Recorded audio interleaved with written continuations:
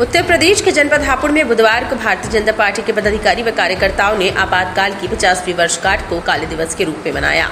इस अवसर पर पत्रकारों और कार्यकर्ताओं को संबोधित करते हुए सदस्य विधान परिषद प्रदेश महामंत्री व पश्चिम उत्तर प्रदेश के प्रभारी सुभाष यदुवंश ने भारत के इतिहास का सबसे दुर्भाग्यपूर्ण दिन बताते हुए उन्होंने कहा, 25 जून 1975 को देश की पूर्व प्रधानमंत्री इंदिरा गांधी ने भारत में आपातकाल लगाया था, जो लोकतंत्र का उल्लंघन था। भारतीय जनता पार्टी इस दिन को काला दिवस के रूप में मनाती है। 25 जून 1975 वो तारीख जब इंदिरा गांधी ने देश में आपातकाल की घोषणा की थी। देश के इतिहास को बदल लेने वाली इस घटना के आज 50 साल पूरे हो गए हैं। सब लोगों को पता होगा कि 25 जून सन 1975 को लोकतंत्र की काली रात, जिसने हमारे हम दुनिया का सबसे बड़ा लोकतंत्र कहे जाते हैं, हमें लोकतंत्र की जननी कहा जाता है, मदर ऑफ डेमोक्रेसी कहा जाता है, उस पर कुठाराघात करने का काम, उस पर कलंक लगाने का काम, उस पर काला धब्बा लगाने का काम तत्कालीन कांग्रेस की प्रधानमंत्री स्वर्गीय श्रीमती इंदिरा गांधी के नेतृत्व में हुआ। इसकी पृष्ठभूमि ये थी कि 71 में बड़े जनादेश से चुनाव जीतने के बाद भी जो उनके प्रतिद्वंदी थे राजनारायण जी, उन्होंने कोर्ट में चुनाव की वैधानिकता को लेकर के, चुनाव में सरकारी मशीनरी के प्रयोग को लेकर के, भ्रष्ट आचरण को लेकर के चुनौती दी थी। और उसी समय उसके बाद लगातार देश में महंगाई, अराजकता और विभिन्न प्रकार की परेशानियां भी चल रही थी।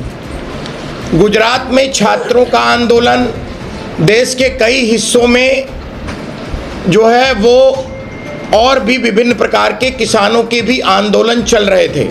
और जब कोर्ट ने निर्णय दे दिया 12 जून को इंदिरा गांधी जी के खिलाफ कि अब वो 6 साल तक किसी भी तरह से चुनाव नहीं लड़ सकती हैं, तो कांग्रेस ने बौखलाहट में ये सारे फैसले करने शुरू किए। और जिस दिन आपातकाल लगा उस दिन जयप्रकाश नारायण के नेतृत्व में भी पहले एक बड़ा आंदोलन चल रहा था, जिसमें अखिल भारतीय विद्यार्थी परिषद, राष्ट्रीय स्वयंसेवक संघ और बिहार और गुजरात के बहुत बड़े छात्रों का एक प्रचंड आंदोलन भी उसमें सम्मिलित था।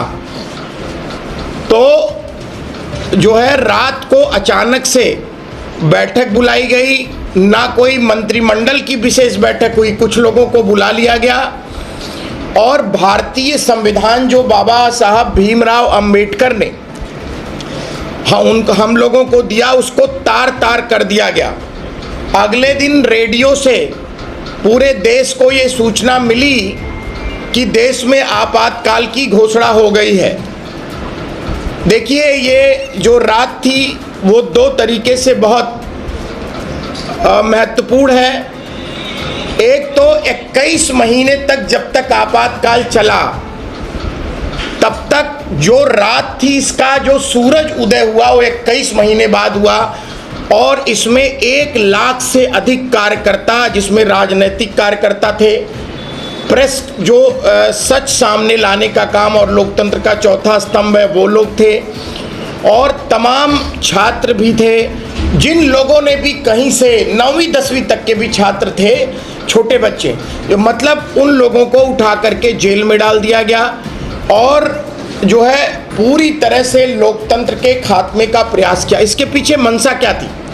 इसके पीछे मंशा ये थी कि एक परिवार का, अगर 77 में जनता ने इंदिरा गांधी जी को बुरी तरह हराया, कांग्रेस को हराया, नहीं तो मंशा ये थी कि पूरा अगर कहीं वो जीत करके आ जाती तो एक परिवार और एक पार्टी की तरफ ये पूरा जो है उनका जो मिशन था वो बढ़ करके जाता और पूरे देश में तानाशाही लागू हो जाती। हापुड़ से पंकज सैनी की रिपोर्ट।